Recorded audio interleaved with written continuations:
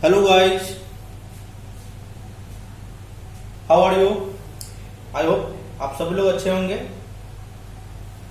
Today we will discuss, आज जो हम डिस्कस करने वाले हैं आपका लेक्चर नंबर 7 होगा इलेक्ट्रिसिटी का, क्लास 10 इलेक्ट्रिसिटी। आज जो डिस्कस करेंगे स्टूडेंट्स, वो डिस्कशन होगा हमारा रेसिस्टेंस ऑफ अ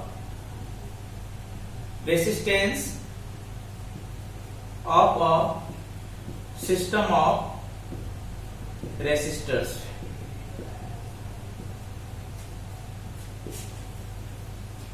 है ना। तो हम जो आज पढ़ने वाले हैं resistance of a system of resistors, regarding this we will discuss today. तो स्टूडेंट्स, हमारे पास दो मेथड्स होता है रेसिस्टेंस को कंबाइन करने का, ज्वाइन करने का, है ना। Two methods of joining two methods of joining resistors together. और वो टू मेथड्स कौन कौन है? पहला हमारा भाई, पहला क्या है? Series combination.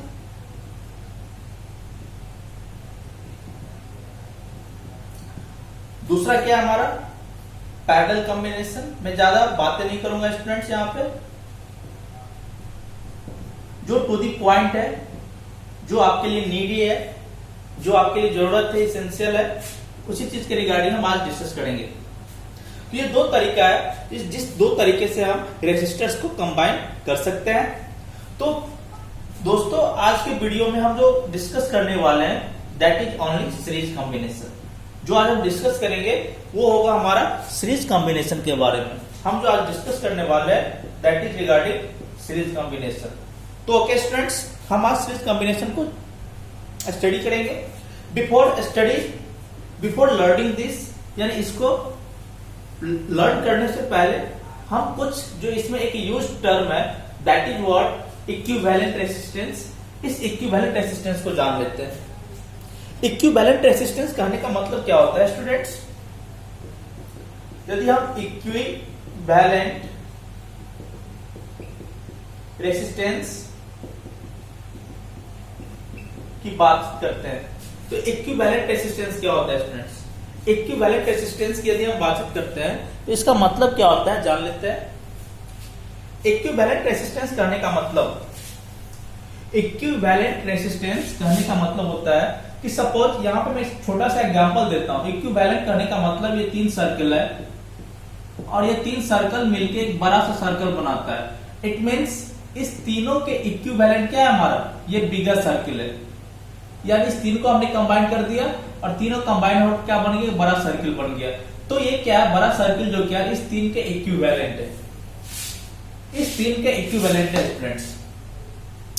That is the equivalent, यानी लाइक दैट, यानी इसी के अकॉर्डिंग क्या होता है इक्विवेलेंट रेसिस्टेंस होता है। वैसे मैं डिफाइन कर देता हूं कि a single resistance which can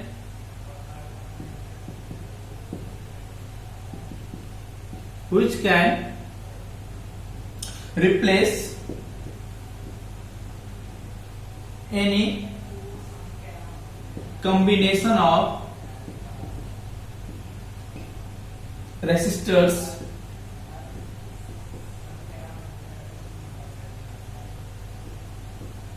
so that the current through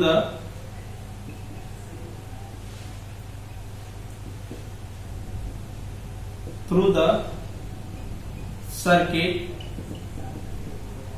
remains the same.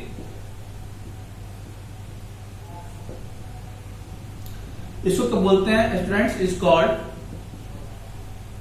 Equivalent resistance. इसको हम इक्विवेलेंट रेसिस्टेंस के नाम से जानते हैं स्टूडेंट्स।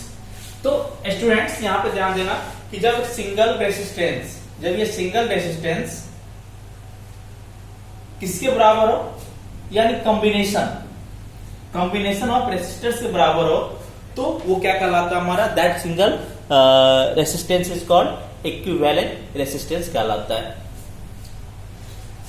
तो हमने अभी डिस्कस किया था, हमारे पास दो तरह का कॉम्बिनेशन था, that is series combination and parallel combination.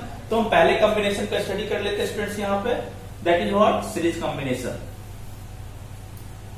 हम सीरीज कॉम्बिनेशन को जानेंगे स्टूडेंट्स यहाँ पे।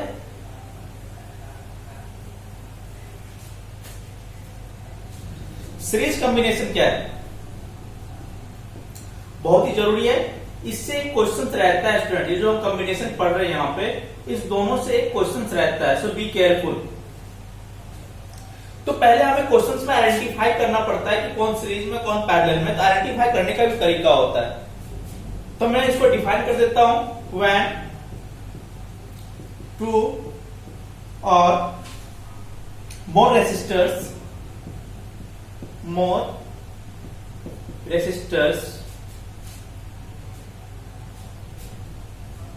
are joined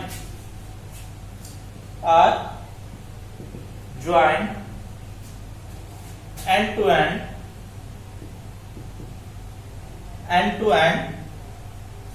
then they are said to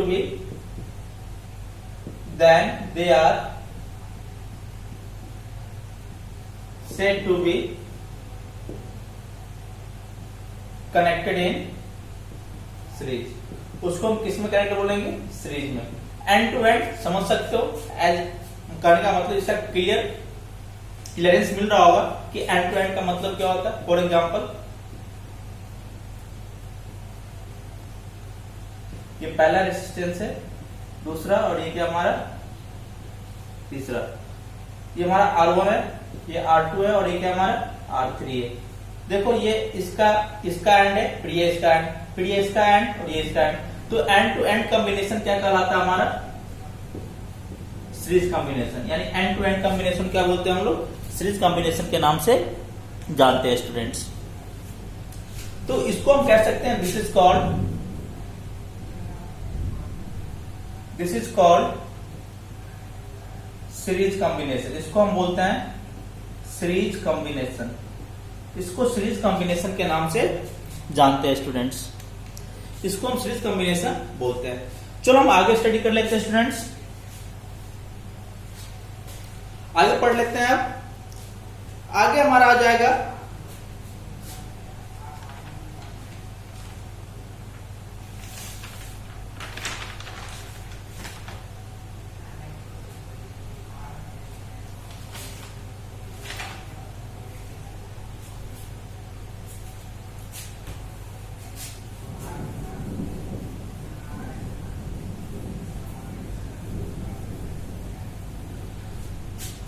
कुछ पॉइंट्स है, उस पॉइंट्स को हम जान लेते हैं।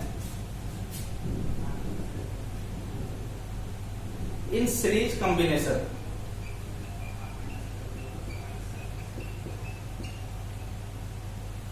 सीरीज कॉम्बिनेशन में पहला चीज क्या होता है, आपको याद रखना होगा स्टूडेंट्स। वो पहला चीज क्या होता है कि करंट क्या होता है, सेम होता है। जितने भी रेसिस्टर्स है उसके अक्रॉस करंट क्या होता है, सेम होता है। दूसरा, यदि हम पोटेंशियल डिफरेंस की बात करेंगे तो potential difference across each resistors क्या होता है, डिफरेंट। क्या होता है हमारा, डिफरेंट। इसको याद रखना, मैंने शॉर्ट में लिख दिया कि करंट क्या होता है, जितने भी रेसिस्टर्स है उसके अक्रॉस सेम होता है, इसमें कोई चेंजेस नहीं आता है। और पोटेंशियल डिफरेंस क्या होता है, डिफरेंट होता है। इसको याद रखना है स्टूडेंट्स, ये जरूरी है याद रखना। इस चीज को याद रखना जरूरी है कि सीरीज में करंट क्या होता है, सेम होता है, और पोटेंशियल डिफरेंस क्या होता है, डिफरेंट होता है, अलग अलग होता है। अब यहां पे हम आर इक्विवेलेंट निकाल लेते हैं। आर इक्विवेलेंट निकाल लेते हैं, वो देख लो स्टूडेंट्स। हम यहां पे एक फिगर ड्रॉ करते हैं।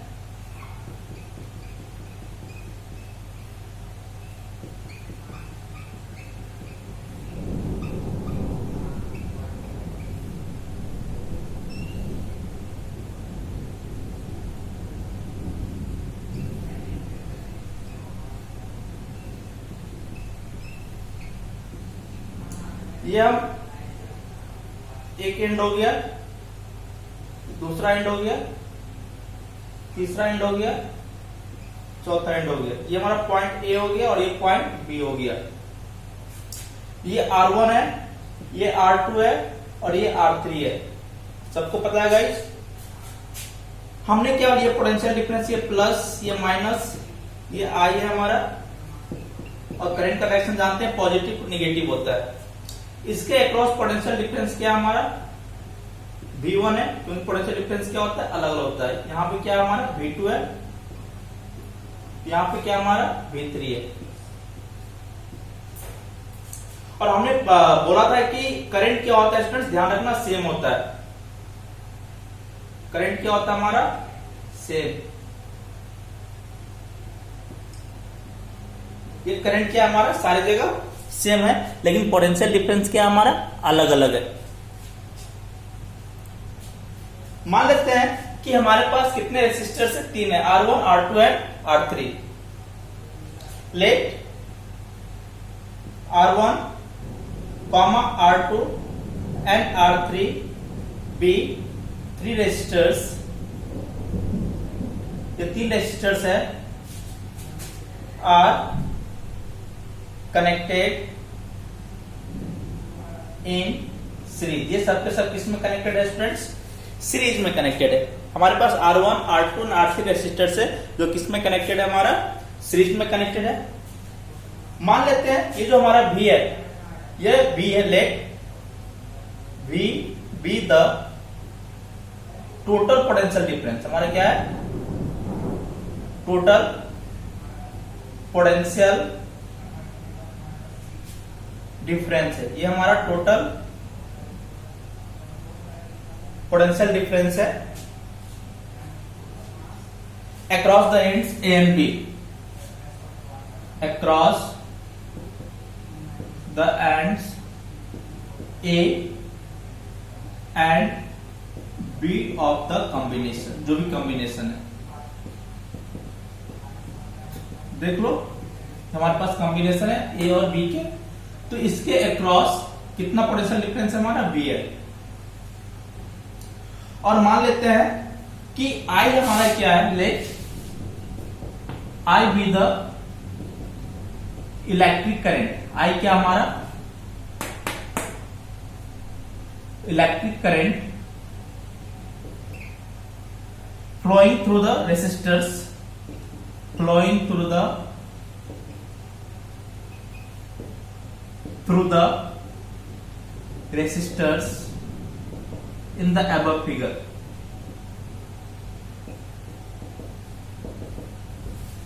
है ना। तो हमने इस फिगर में जो जो भी कंसिडर किया है, इन सारी बातों को हमने क्या किया यहां पे डिस्क्राइब कर दिया, बता दिया स्टूडेंट्स, है ना। अब आगे बढ़ जाते हैं स्टूडेंट्स।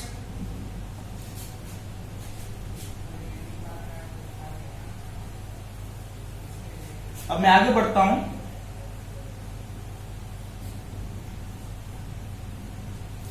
लेट कर लेते हैं, लेट मान लेते हैं V1 V2 V3, ये पोटेंशियल डिफरेंस किसके अक्रॉस है, R1 R2 एंड R3। मैंने पहले बता दिया पोटेंशियल डिफरेंस क्या होता है, अलग अलग होता है, लेकिन इलेक्ट्रिक करंट क्या होता है, सेम होता है। इसको याद रखना स्टूडेंट्स, बहुत जरूरी है। If V1 V2 and V3 are the potential difference, क्या हमारा पोटेंशियल डिफरेंस है, मैंने शॉर्ट में लिखा potential difference across the resistors, across the resistors R1, R2 and R3 respectively, then ये जो V है ये V डिस्ट्रीब्यूट हो गया R1 R2 and R3 में, यानी V किसका हो जाएगा V1 plus V2 plus V3। ये हमारा इक्वेशन नंबर क्या आ गया 1 आ गया। This one is the equation number 1। ये हमारा इक्वेशन नंबर 1 आ गया। अब स्टूडेंट्स हम चर्चा करेंगे, हम जो चर्चा करने वाले स्टूडेंट्स अब वो चर्चा करेंगे कि ओम्स लॉ, यानी R1 के क्रॉस ओम्स लॉ, R2 के क्रॉस ओम्स लॉ, R3 के cross Ohm's law by using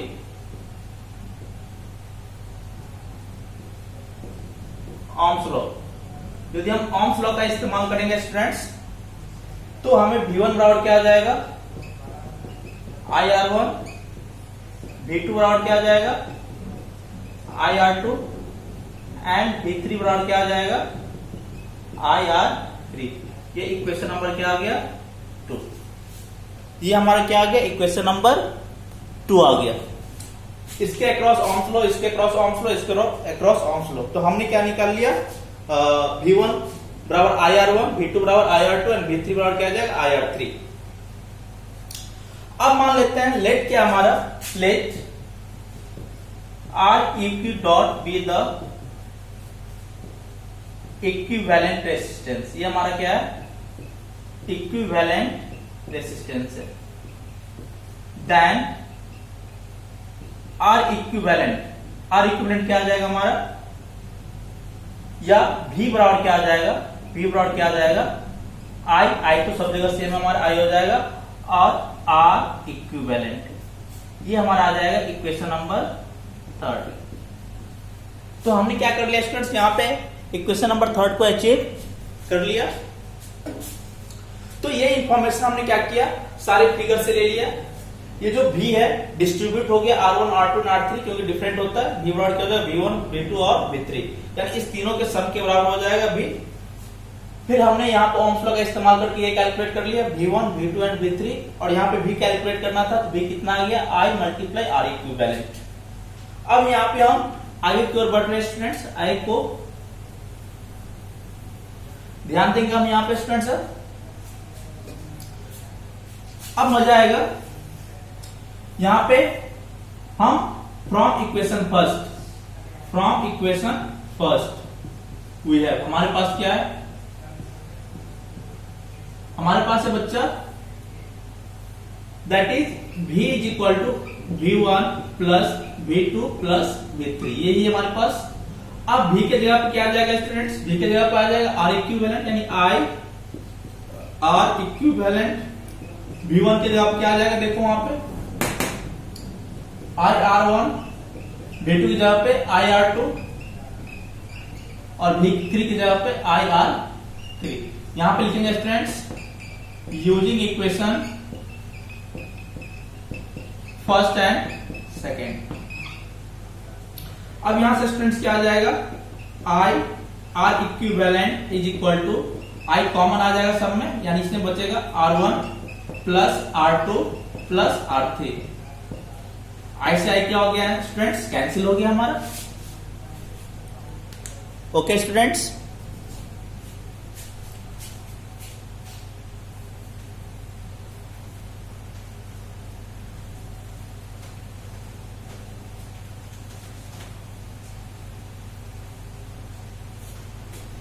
अब हमारे पास क्या है भाई, ध्यान दो, R equivalent is equal to R1 plus R2 plus R3। तो हमने कैलकुलेट कर लिया कि R इक्विवेलेंट क्या आ गया, तीनों के सम के बराबर, that is R1 plus R2 plus R3। Hence यहां पे हमारे पास आ गया R equivalent is equal to R1 plus R2 plus R3। ये हमने क्या कर लिया स्टूडेंट्स, कैलकुलेट कर लिया।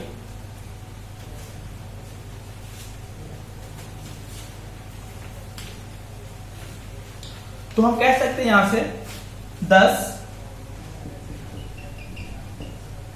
if a number of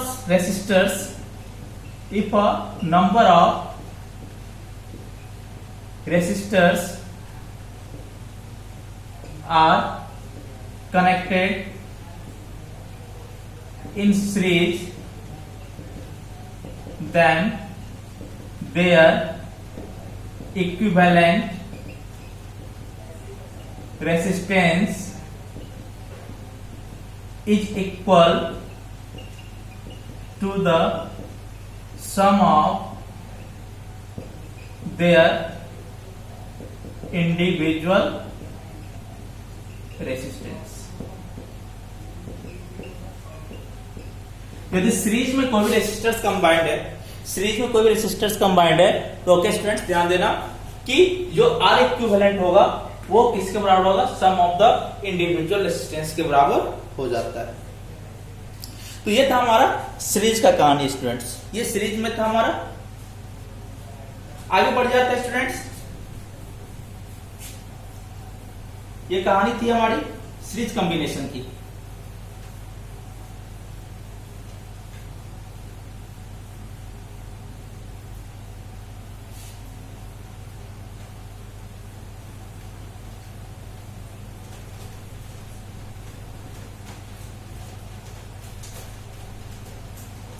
चलो आगे बढ़ जाते हैं स्टूडेंट सीरीज में। If there are n resistors, if there are n resistors, then R equivalent is equal to R1 plus R2 plus R3 plus R4 plus dot dot plus Rn आ जाएगा। उसको हम आसानी से क्या कर सकते हैं, आप एक R इक्विवेलेंट निकाल सकते हैं। यह भी याद रखना स्टूडेंट्स नोट में कि जो R इक्विवेलेंट होता है वो इंडिविजुअल रेसिस्टेंस से क्या होता है, बड़ा होता है। क्या होता है, बड़ा होता है। यानी in series combination, in series combination, in series combination the equivalent resistance is, the equivalent resistance is always greater than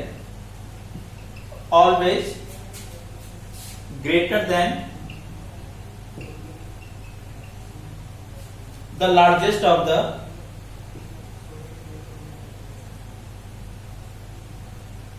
the given resistance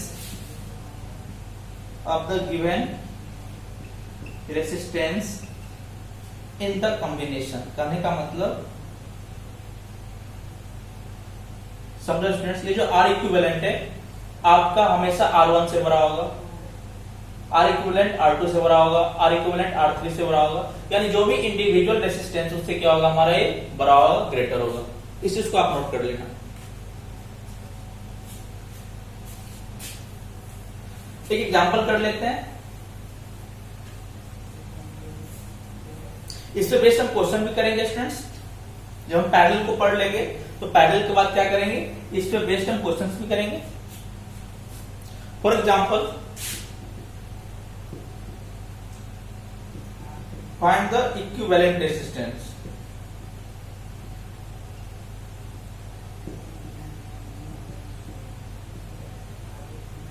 across A and B। ये क्वेश्चन करेक्ट रह सकता है।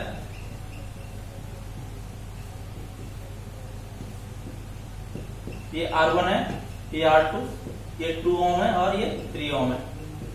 ये A और ये हमारा क्या है, B है। तो यहां से फ्रॉम द फिगर